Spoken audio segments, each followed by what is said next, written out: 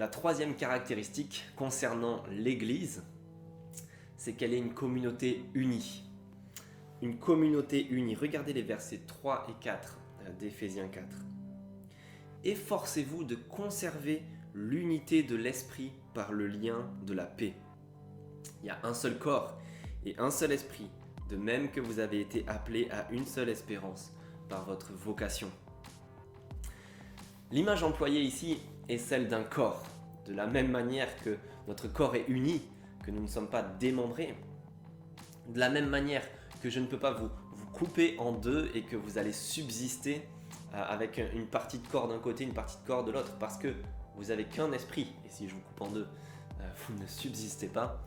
De la même manière, la Bible décrit ici l'Église comme étant un corps, parce qu'elle est habitée par l'Esprit de Dieu lui-même, et que Dieu est un. Il est un et il ne peut pas être séparé. Ce qui explique que l'Église, elle aussi, soit unie. Elle est unie comme ce seul corps qui a un seul esprit. À ce stade, on devrait définir que la Bible décrit deux choses lorsqu'elle parle de l'Église.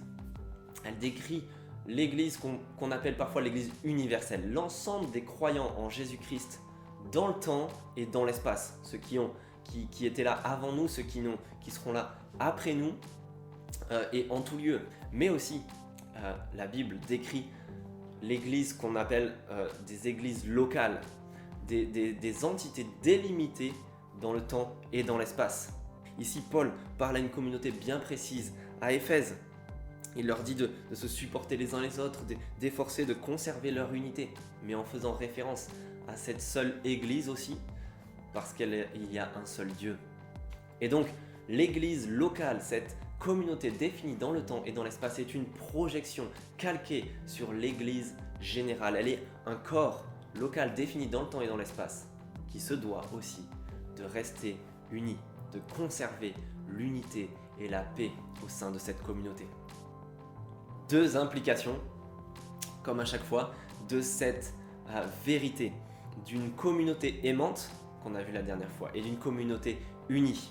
La première des choses, c'est est-ce que vous êtes engagé, en train d'appartenir à une communauté, à une église locale, un corps bien défini qui tient ensemble. La deuxième implication, c'est est-ce que vous êtes en train de lutter, de vous efforcer de conserver l'unité. L'unité par la paix, en favorisant l'unité, l'amour dans cette communauté, en travaillant à aimer les autres membres de l'Église, en travaillant à les supporter, à les aimer, à conserver une unité avec eux, travailler à ces relations dans l'Église qui sont les plus intimes qui soient.